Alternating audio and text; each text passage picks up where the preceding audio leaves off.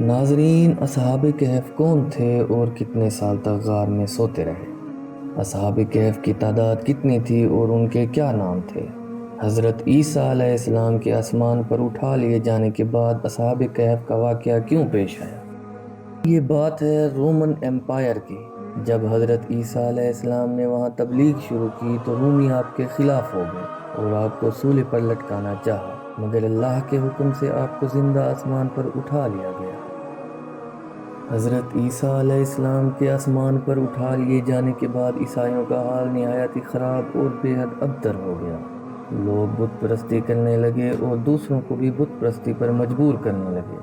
خصوصاً ان کا بادشاہ دقیانوس تو اتنا ظالم تھا کہ جو آدمی بت پرستی سے انکار کرتا تو اسے قتل کر ڈالتا۔ اصحاب کہف اسی بادشاہ کے معزز درباری تھے، مگر یہ لوگ صاحب ایمان اور بت پرستی سے انتہائی بیزار تھے۔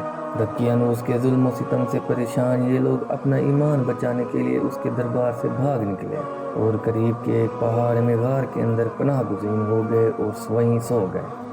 اصحاب کہف عیسوی کیلنڈر کے مطابق 300 سال تک سوتے رہے، جبکہ قمری کیلنڈر کے مطابق 309 سال تک۔ جب دقیانوس کو معلوم ہوا کہ وہ لوگ غار میں ہیں تو اس نے غار کو ایک سنگین دیوار سے بند کرنے کا اعلان کر دیا تاکہ وہ اسی غار میں ہی مر جائیں۔ مگر دقیانوس نے جس آدمی کے سپرد یہ کام کیا تھا وہ بے حد نیک دل اور صاحب ایمان آدمی تھا۔ اس نے اصحاب کہف کا نام کی تعداد اور ان کا پورا واقعہ ایک تختی پر لکھ کر تانبے کی صندوق میں رکھ کر دیوار کی بنیاد میں رکھوا دیا اور اسی طرح کی ایک تختی شاہی خزانے میں بھی محفوظ کرا دی۔ کچھ وقت کے بعد دقیانوس بادشاہ تو مر گیا اور سلطنتیں بھی بدلتی رہیں، یہاں تک کہ ایک نیک دل اور انصاف پسند بادشاہ جس کا نام بیتروس تھا، اس کے دور میں مذہبی فرقہ بندی شروع ہو گئی اور بعض لوگ مرنے کے بعد اٹھنے اور قیامت کا انکار کرنے لگے۔ قوم کا یہ حال دیکھ کر بادشاہ رنج و غم میں ڈوب کر رونے لگا اور ان تنہائی میں ایک مکان میں رہ کر خداوند کے دربار میں نہایت آہوازاری سے اللہ سے اپنی قوم کی ہدایت کی دعائیں مانگنے لگا۔ ایک دن ایک چرواہے نے اپنی بکریوں کو ٹھہرانے کے لیے اسی غار کو منتخب کیا اور دیوار کو گرا دیا۔ دیوار گرتے ہی لوگوں کے دلوں میں ایک ایسی خوف اور ہیبت پیدا ہوئی کہ لوگ وہاں سے بھاگ گئے اور اللہ کے حکم سے اصحاب کہف نیند سے بیدار ہو کر اٹھ بیٹھے۔ تھوڑی دیر بعد جب ان لوگوں کو بھوک لگی تو انہوں نے اپنے ایک ساتھی یملیخا سے کہا، تم بازار جا کر وہاں سے کھانا لاؤ اور یہ معلوم کرو کہ دقیانوس ہمارے بارے میں کیا چاہتا ہے۔ بازار جاتے ہی یملیخا حیران رہ گیا کہ ہر طرف اسلام کا ہی چرچا ہے اور لوگ ہر طرف حضرت عیسیٰ علیہ السلام کا کلمہ پڑھ رہے ہیں۔ جب وہ دکان پر کھانا لینے گیا اور دقیانوس کے زمانے کے پرانے سکے نکالے تو دکاندار کو شک ہو گیا کہ اس آدمی کو کوئی پرانا خزانہ مل گیا ہے اور دکاندار نے انہیں حکام کے حوالے کر دیا۔ حکام نے یملیخا سے پوچھا، تمہارے پاس یہ خزانہ کہاں سے آیا ہے؟ جس پر یملیخا نے جواب دیا کہ یہ کوئی خزانہ نہیں، یہ ہمارے اپنے سکے ہیں، مگر یہ سکے تو 300 سال پرانے ہیں اور اب یہ چلنا بند ہو گئے ہیں۔ یہ سنتے ہی یملیخا نے کہا، تم یہ بتاؤ بادشاہ دقیانوس کا کیا حال ہے؟ اس پر حکام نے کہا کہ آج روئے زمین پر اس نام کا کوئی بادشاہ نہیں، مگر سینکڑوں برس گزر گئے، اس نام کا ایک بادشاہ گزرا جو نہایت بے ایمان اور بت پرست تھا۔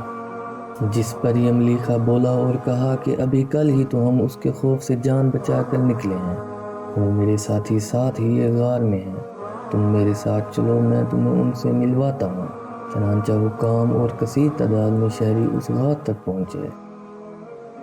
اصحاب کہف یملیخا کے انتظار میں تھے۔ جب اسے آنے میں دیر ہوئی تو انہوں نے سمجھا شاید یملیخا گرفتار ہو گیا ہے، اور جب غار کے پاس بہت سارے لوگوں کا شور سنا تو سمجھا کہ یہ غالباً دقیانوس کی فوج ہماری گرفتاری کے لیے آ پہنچی۔ یہ دیکھ کر اصحاب کہف فوراً ذکر الہی اور توبہ و استغفار میں مشغول ہو گئے۔ حکام نے غار سے تانبے کا صندوق نکلوا کر اس میں سے تختی دیکھی اور اصحاب کہف کا سارا واقعہ پڑھا، اور ساتھ ہی یہ بھی لکھا تھا کہ یہ مومنوں کی ایک جماعت اپنا ایمان بچانے کے لیے دقیانوس سے نکل کر غار میں پناہ گزین ہوئی ہے۔ حکام تختی کو پڑھتے ہی حیران رہ گئے اور انہوں نے اپنے بادشاہ بیتروس کو واقعے کی اطلاع دی۔ فوراً ہی بادشاہ غار پہنچا۔ اصحاب کہف سے غار سے نکل کر بادشاہ سے ملاقات کی اور اپنی سرگزشت بیان کی۔ بادشاہ اللہ تعالیٰ کا شکر ادا کرنے لگا کہ اللہ نے میری دعا قبول کر لی، اور اللہ تعالیٰ نے ایسی نشانی ظاہر کر دی جس سے موت کے بعد زندہ ہو کر اٹھنے کا ہر آدمی کو یقین ہو گیا۔ اصحاب کہف نے بادشاہ کو دعائیں دی اور السلام علیکم کہہ کر پھر غار میں سو گئے۔ نیند میں ہی اللہ تعالیٰ نے انہیں وفات دے دی۔ پھر بیتروس نے ایک بڑے صندوق میں اصحاب کہف کی لاشیں رکھوا دی۔ اس مقدس واقعہ کو دیکھ کر بیتروس نے غار کے اوپر مسجد بنوا دی اور سال میں ایک دن مقرر کر دیا جس دن شہر والے آ کر زیارت کریں گے۔ دوستو، اصحاب کہف کی تعداد میں جب لوگوں کو اختلاف ہوا تو اللہ نے اصحاب کہف کی ایک آیت نازل فرمائی، تم فرماؤ میرا رب ان کی گنتی خوب جانتا ہے، انہیں نہیں جانتے مگر کوئی۔ حضرت عبداللہ بن عباس رضی اللہ تعالیٰ عنہ نے فرمایا کہ میں انہی کم لوگوں میں سے ہوں جو اصحاب کہف کی تعداد جانتے ہیں۔ پھر آپ رضی اللہ تعالیٰ عنہ نے فرمایا کہ اصحاب کہف کی تعداد 7 ہے اور 8واں ان کا کتا ہے۔ ناظرین، یہ تھا اصحاب کہف کا ایک سچا واقعہ۔ اگر آپ کو ہماری ویڈیو پسند آئی ہے تو اسے لائک اور شیئر ضرور کیجیے گا۔